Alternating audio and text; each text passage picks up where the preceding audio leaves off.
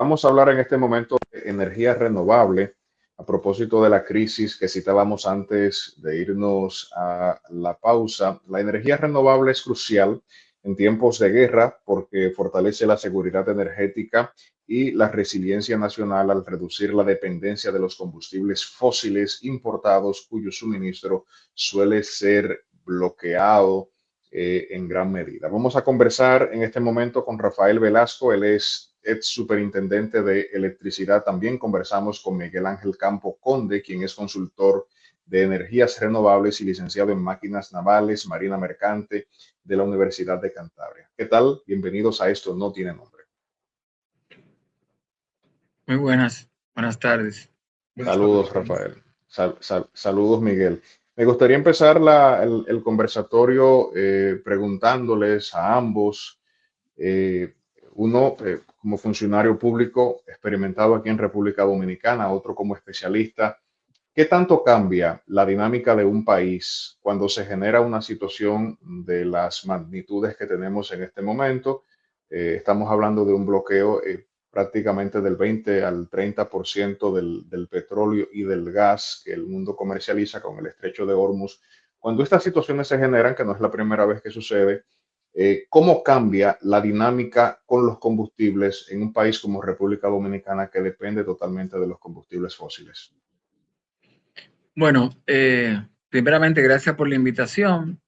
Yo te diría que quizás lo más neurálgico es el tema del costo del combustible, porque en el caso nuestro, el suministro en estricto rigor físico, los barriles de petróleo, no necesariamente vienen de la zona en conflicto. Sin embargo, esto tiene un efecto dominó en todo el mundo. Y nosotros como importadores netos de combustible, llámese petróleo, gas o carbón, porque los tres lo utilizamos en nuestra matriz de generación, quizás el efecto mayor y que más afecta a todos es el tema de los precios. Como tomadores de precio internacional, porque no influimos en ello, pues nos afecta y por ende encarece la producción o la generación de la energía y por ende el costo de la tarifa. Eso, digamos, es lo primordial o lo más inmediato, lo que nos afecta a todos posiblemente. Ya luego, si esto se extendiese, evidentemente habría un tema de suministro, porque con el tiempo, estos lugares que están afectados, que su combustible viene desde esa zona del mundo, pues tratarán de buscar de otros lugares y ahí sí nos afecta también el suministro. O sea que yo lo dividiría en dos etapas. Una primera etapa precios, una segunda etapa suministro per se. Exacto. En caso de extenderse, de hecho, el mercado que más consume el combustible y el gas del estrecho de Hormuz es el mercado asiático, que como todos sabemos es un mercado gigante. Y evidentemente que ellos van a buscar o ya están buscando otras alternativas si esto termina trastornando el mercado. Entonces, entrando en materia, de repente cuando hablamos de energías renovables ya no hablamos solo de una opción amigable con el medio ambiente, sino hasta de una estrategia. ¿Qué tanto se ha desarrollado el tema de energía renovable a nivel mundial en estos momentos? ¿Cuáles son las principales fuentes y cómo está la matriz energética en materia de energía renovable en República Dominicana? Bueno, la verdad, te digo, en el caso dominicano ha habido una alta integración de renovables, de penetración de renovables, como se dice en el argot del sector. Esto ha sido un elemento importante en los últimos años, digamos, post pandemia a la fecha, ha habido un incremento considerable. A nivel internacional quizás se viene notando de más, mucho antes de pandemia, con mucha fuerza, post pandemia también. Quizás me gustaría un poco que Miguel Ángel Campo, quien tiene Sí, mucha experiencia en España y Europa, nos comente al respecto. Muy bien, gracias por la invitación. A nivel mundial o principalmente en España, el tema de las energías renovables ha evolucionado muy rápidamente, ¿no? Podemos decir casi que en el año 2024, más o menos el 56% de la generación que se realizó en España vino de la parte de renovables, entendiendo por wow. renovables, entendiendo por renovables principalmente la hidráulica, el eólica y la fotovoltaica que tanto está ahora de moda, ¿no? Más o menos de ese 56%, un 13% fue de hidráulica, un 23% fue de la eólica y un 17% de la solar fotovoltaica. Es decir, el porcentaje es bastante alto. El problema es cómo lo integras en el sistema, ¿no? O cómo integras esas energías renovables en el sistema, sobre todo la solar fotovoltaica y la eólica, porque siempre necesitas una base clara.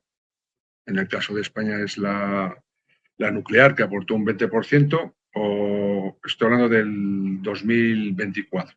En el 2025 también se mantuvo un poco, o los ciclos combinados. Al final es el gas, ¿no? Que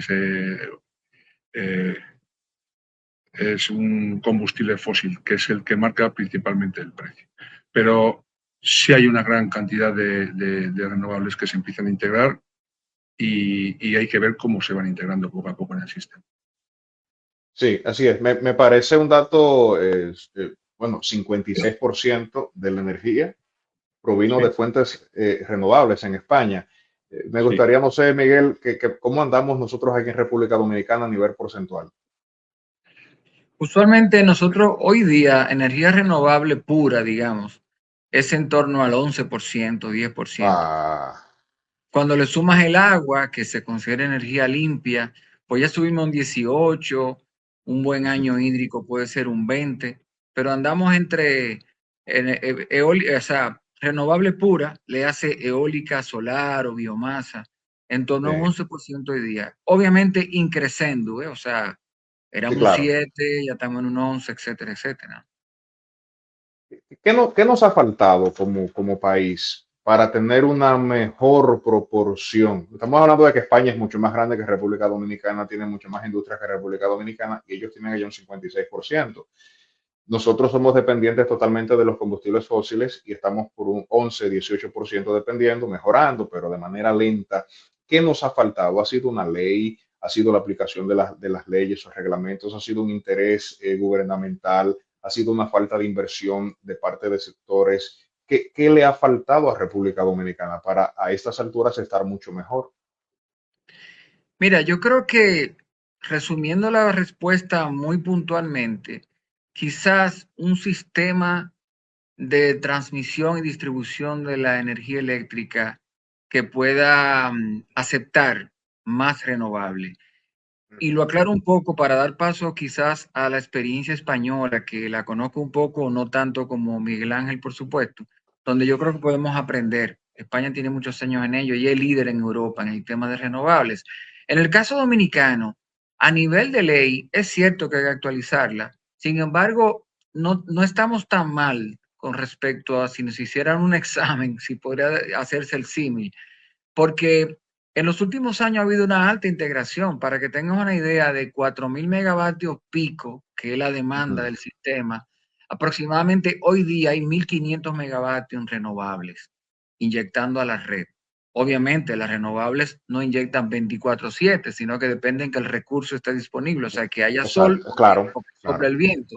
Entonces eso tiene su bemoles y hay que entenderlo, pero yo creo que si tuviésemos una red de transmisión y por supuesto también de distribución más robusta, esto se pudiera hacer sin menos traumas, porque como dicen, no hay almuerzo gratis, como decía un famoso economista hace muchos Ajá. años. Entonces, bueno, mucha renovable implica un poco eh, eh, eh, reestructurar la casa. Es como cuando te llega más gente a la casa, bueno, tiene que reforzar los pisos, poner más cama, etcétera. Entonces, un Exacto. poco eso.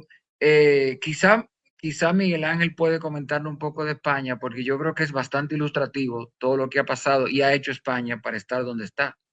Así es. Antes de que Miguel Ángel nos comente de España y corroboro con usted, el tema de la transmisión aquí ha sido un dolor de cabeza permanentemente. De hecho, incluso se toman préstamos con ese fin de mejorar las redes de distribución y seguimos todavía con muchísimas falencias. Vamos a darle paso al señor Roberto Cavada, que ya está por ahí conectado con nosotros. Le damos la bienvenida en este momento. Profesor, ¿qué tal? Saludos, muy buenas tardes. Mis saludos también para los invitados. Y a propósito del tema que hablan de las renovables, de lo que debemos cambiar, me gustaría saber, a propósito de la experiencia española, se ha dicho que el famoso blackout que ocurrió, creo que el año pasado o hace 2 años, en España se debió precisamente al tema de las energías renovables, al aporte que hacían, y a la hora de equilibrar el sistema se disparó. Es así. Traigo esta pregunta a colación porque según he escuchado, el gran dilema hoy en día ya no es tanto el marco legal para las renovables, que existe un poquito más por aquí, otro poquito más por allá, la diversidad eólica, solar, biomasa, etcétera, sino la capacidad de almacenar la energía que se produce en las mañanas, por ejemplo, en el caso solar o la eólica, cuando sopla el viento, para poderla introducir después al sistema cuando más le convenga al sistema y al país, en horarios pico, de noche, cuando no hay sol, pero usted generó. No es lo mismo generar y meterla al sistema cuando está generando con fuel oil o está generando con gas, y entonces eso viene a descompensar un poco el sistema. Pero las baterías son carísimas. Es más cara las baterías que poner un campo de paneles solares. Es así como lo está haciendo Europa, como lo está haciendo España. Como bien has explicado, lo que le cuesta entender mucho a la gente es que la energía al final tienes que estar generando a la vez lo que estás consumiendo. No tienes capacidad de almacenamiento. Como dices, las baterías te dan una capacidad de almacenamiento entre comillas. Lo que tienes que tener es un sistema que sea capaz de generar y consumir lo mismo a la vez. Cuando esa diferencia empieza a aumentar, empiezas a tener inestabilidades en la red. Y al final también, por eso decíamos, opinamos que la distribución es importante. Si no congenias esos sistemas, tienes problemas. El apagón de España fue, ahora va a ser un año, en abril, 27 de abril creo recordar. Y en aquel momento el aporte de las energías renovables, pues creo recordar que la solar estaba en un 55%. Y la eólica andaría pues con un 15%. Yo recuerdo aquel mismo día mirar los datos y me parecieron impresionantes. ¿Cuál fue el problema? Aquí hay muchas opiniones, ¿eh? Yo doy mi opinión, pero aquí todo el mundo habla de lo suyo. Para mí el problema es que estábamos generando con muchísimas renovables, pero en aquel momento es curioso, solo estábamos generando con 1,5 gigas de nuclear. Ahora mismo estamos con los 6 gigas de la nuclear. Desde entonces no se ha vuelto a tocar. Y los ciclos combinados, como dato, he dicho antes, en el año 2024 los ciclos combinados aportaron un 13,6% de la generación. Pero qué curioso, en el 2025, a partir del 27 de abril, que fue el apagón más o menos, me equivocaré en algún día, ha sido el 17%, el 16% con muy alto, es decir, más de 3 puntos más. ¿Por qué? Porque los ciclos combinados han empezado también a aportar. Es decir, es que es muy complicado integrar las renovables. Recuerdo cuando empezamos en esto en el 2001, se hablaba pues eso, de un 20%, de un 30%, pero quizás hemos querido correr antes de aprender a andar. Y tienes que ir muy despacio. El tema del almacenamiento de las baterías te va a permitir 2 horas, 3 horas, pero lo que te pueden permitir las baterías es regular en cierto momento, cuando no cumplo las expectativas de lo que tengo que generar, pues puntualmente puedo corregir. No se nos olvide que normalmente la generación con combustibles fósiles se les permite unas variaciones del más menos el 5% en la generación, pero las renovables tienen un 30% de desvíos. ¿Por qué? Porque aparte que generas con la fotovoltaica 2.000 horas, 22%, más menos del año, de la potencia nominal, es muy poco, solo lo haces en las horas diurnas. Pero en esas horas diurnas, cuanto más tienes instalaciones más grandes, si te viene una nube, de repente sacas 100 megavatios del sistema. Y el tema del apagón, se supone, en España se habla que empezó por la zona de Extremadura, donde tenemos en la zona de Extremadura y Andalucía casi el 75% de la fotovoltaica instalada en España, en esa zona, ¿no? Y ya hablan ahora, se empieza a hablar de que hubo muchas irregularidades previas a esos días, ¿no? Irregularidades me refiero que el sistema tenía muchas oscilaciones cuando hablamos de la subida o bajada de tensión o de frecuencia, que es lo que más se utiliza. Si me permites, Cavada, quizá un poco aterrizando algunas de los conceptos que ha emitido Miguel Ángel muy atinadamente. Es importante esto. Él menciona de que las solares te pueden generar unos 2.000 horas al año. Toma en cuenta que el año tiene 8.600 horas. O sea, las renovables, llámese eólica o solar, estamos hablando de más o menos 2.000 horas de 8.600 al año, con lo cual la disponibilidad, es lógico, no es igual que a una térmica que está 24/7 mientras tenga almacenado combustible, etcétera. Y lo otro es que es cierto lo que tú has puntualizado de las baterías, que puede ayudar mucho a la regularización de la frecuencia, que es un poco lo que permite que la energía se transmita por las redes de transmisión. Tienen que tener una frecuencia específica, si no, las plantas se salen por alto o por bajo voltaje. Entonces, eso hay que ayudar a que el voltaje sea el que manda, que tiene que entrar entre 59 y 61 Hz. Entonces, ¿qué pasa? Que las baterías, hay que acordarse que las baterías no generan, las baterías almacenan. Claro. O sea, cargar de baterías el sistema, por supuesto, siempre ayuda a la regulación, pero nunca sustituirán la generación, llámese térmica o renovable, Claro. que a veces es algo que perdemos de vista y es muy común, pero bueno, es un punto importante a destacar, me parece. Así es. Una pregunta más. Ustedes han tocado el tema de la energía nuclear y es un tema al que siempre se le ha puesto sus bemoles porque o a veces se interpreta que se utiliza para otra cosa la energía nuclear. Mire cómo le han caído a cañonazos a Irán. Y así, y lo mismo le hicieron a Saddam Hussein en Irak, etcétera. Lo cierto es que al final es una energía limpia, sin embargo, poco manejada a la hora de generar, salvo Estados Unidos, por ejemplo, en la costa este tienen reactores nucleares para la generación de electricidad. Incluso alguien me dijo en algún momento que Puerto Rico tenía un reactor nuclear que en desuso, o sea, creo que nunca se ha llegado a utilizar, pero que existe y se ve incluso por Google Maps y uno lo puede ver. A propósito de que le íbamos a vender energía a Puerto Rico y el cable, etcétera. ¿Por qué no incursionar más en la energía nuclear? Hay que tener ciertos estándares para eso. Los países del tercer mundo nos dan en las manos para no meter las manos en eso, se lo dejan nada más al primer mundo. Es muy costosa la inversión inicial. La opinión de ustedes. A ver, Adelante. la opinión mía de la nuclear. El problema de la nuclear, lo estamos viendo ahora mismo con la integración de las renovables, es que tú una central nuclear no puedes regular a lo largo del día.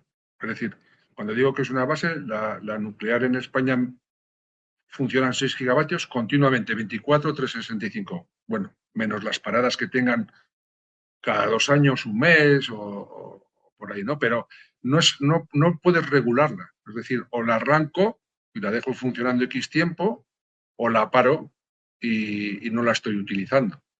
Es decir, no te ayuda a regular. Entonces, como base, como la tenemos en España, con 6 gigavatios, está bien.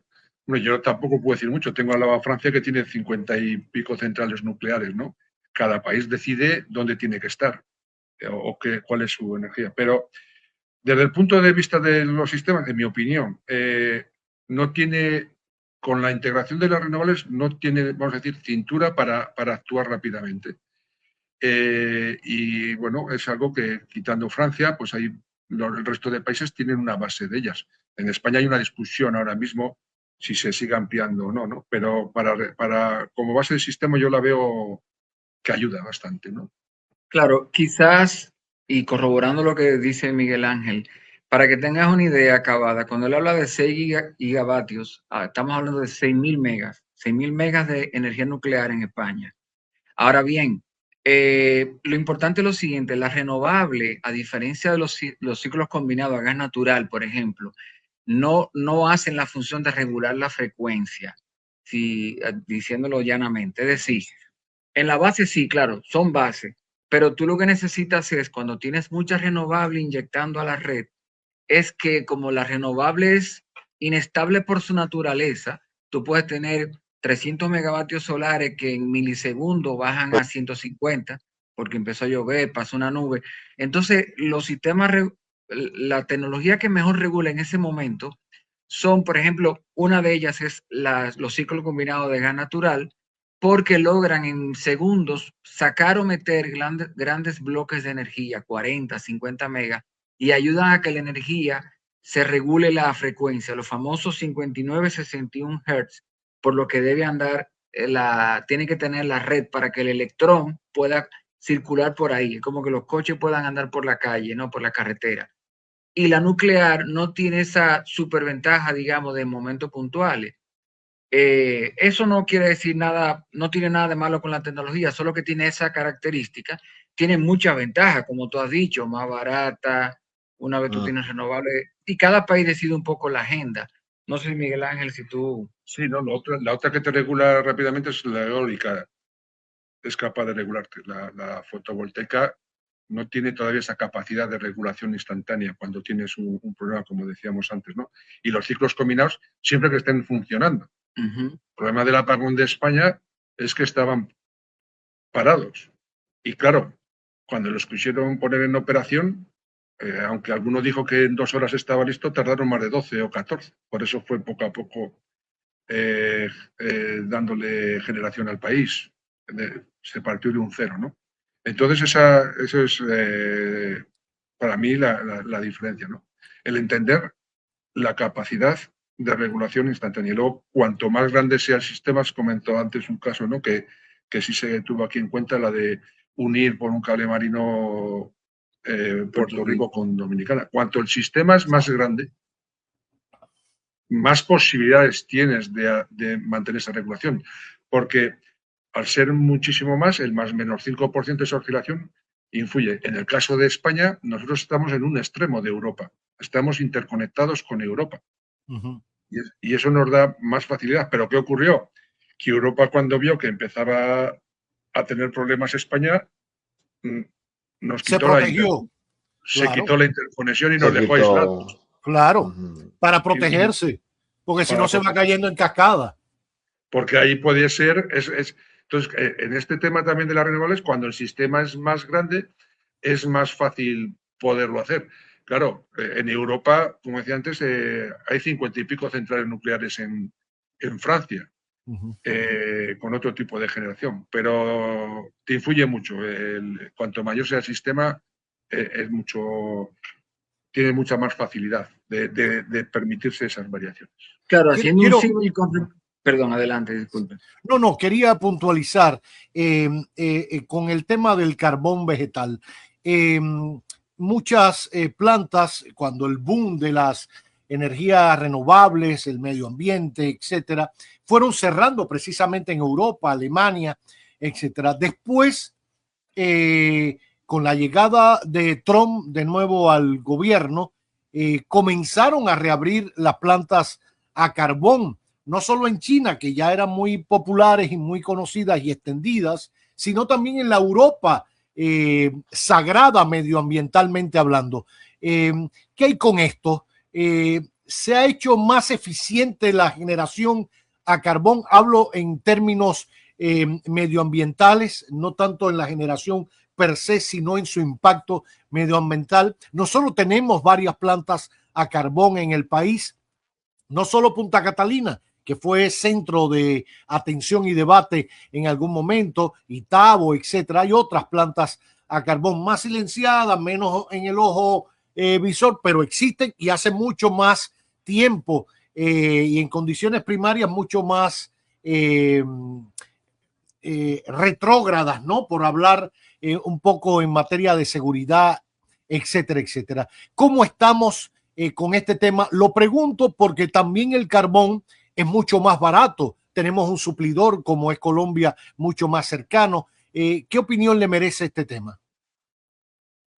Adelante, Miguel. En mi opinión, como acabas de decir, si yo tengo un país que me suministra carbón a unos precios más razonables, pues se hace. En el caso de España, cuando teníamos la minería, pues había centrales térmicas. ¿Qué ocurrió? Cuando fuimos cerrando las minas porque no tenían una rentabilidad, cayó también el carbón, apenas hay, ¿no? Entonces va a depender de los países y de los recursos que tengan. Como cada uno buscará los recursos más apropiados.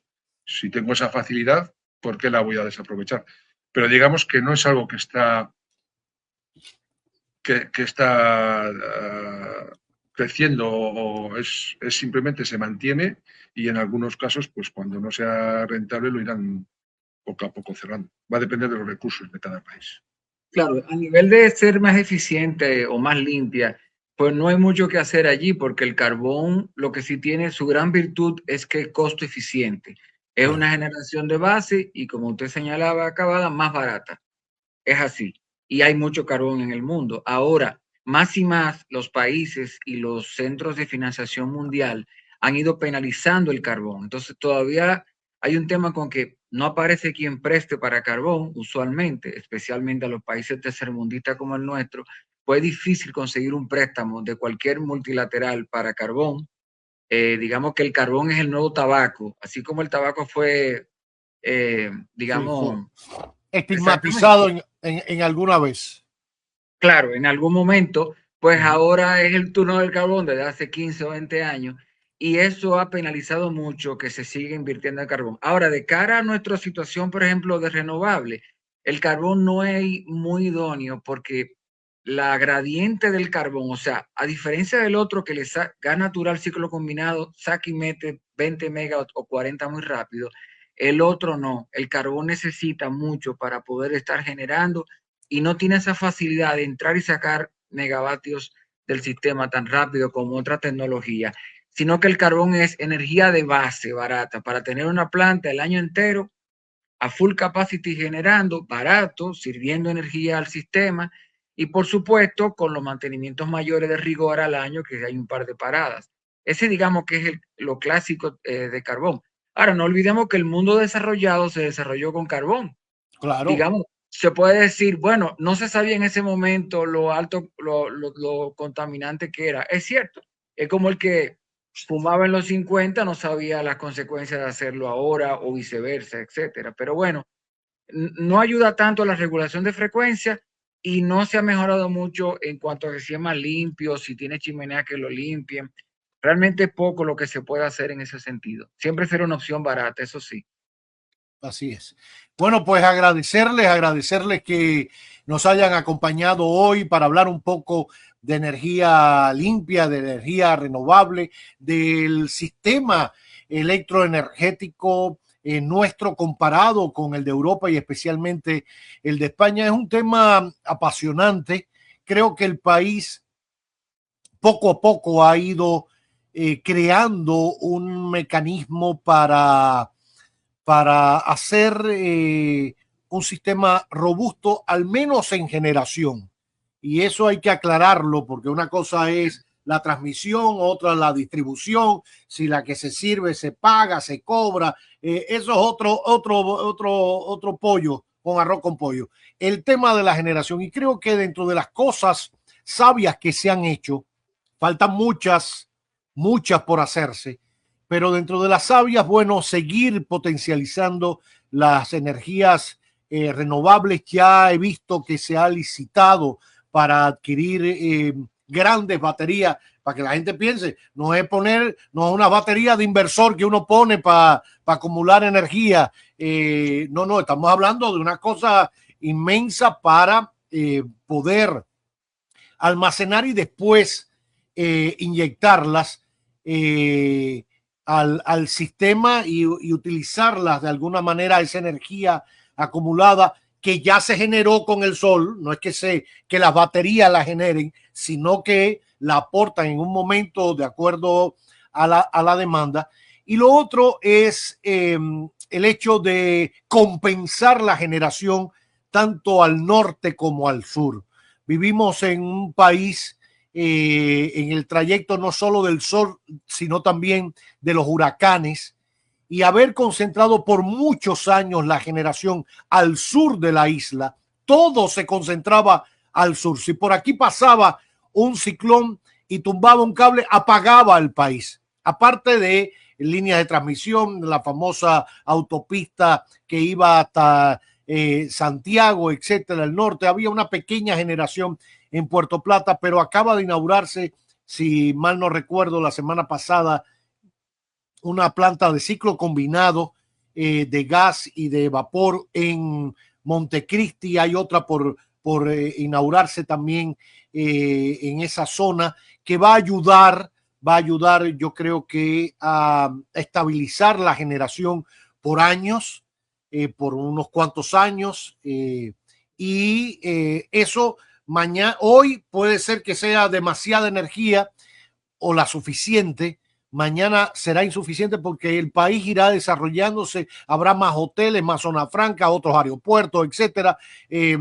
Hoy tengo un aire acondicionado, mañana quiero tener 3, y eso implicará nuevas inversiones en materia electroenergética, sobre todo en materia de generación. Ojalá se siga invirtiendo y se invierta en transmisión para que las pérdidas sean menores y sobre todo acabemos de ponerle el cascabel al gato en cuanto a energía servida, energía cobrada, que no exista ni empresa privilegiada que no la paguen, ni gente común, padres de familia que tampoco la paguen porque son pobres, pobrecitos. No, todos tenemos que pagar la electricidad. Aquí vivimos una experiencia en el este del país con una planta, no sé cómo se llama eso, que está fuera del sistema o no sé qué, que es CEPEN, y ellos generan a gas natural, brindan el servicio, lo transmiten, lo distribuyen y lo cobran y no da pérdida.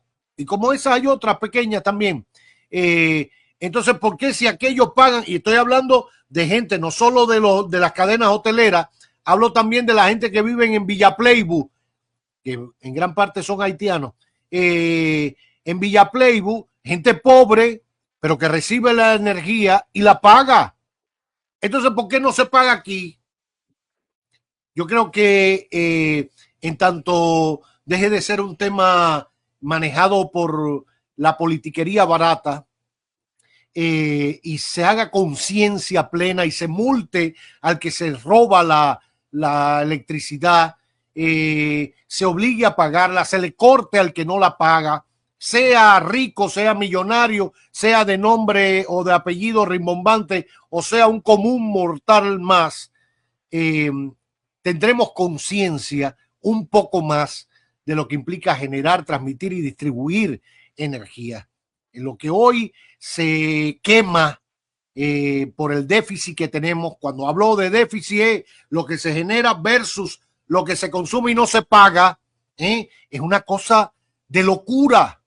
No hay país que aguante eso, pero se ha jugado mucho con ese tema. No podremos poner paneles solares en todo el territorio y para hablar de energía renovable, si no somos capaces y tenemos conciencia de lo que eso cuesta, de lo que implica y que hay que pagarla. Mañana tendremos que poner paneles en la costa para poder seguir inventando porque no dará abasto. Agradecerles a ambos que nos hayan acompañado. Muchísimas gracias. Gracias a ustedes por la invitación. Muy amable. Gracias, Rafael Velasco y Miguel Ángel Campo, acompañándonos en este magazine que no tiene nombre.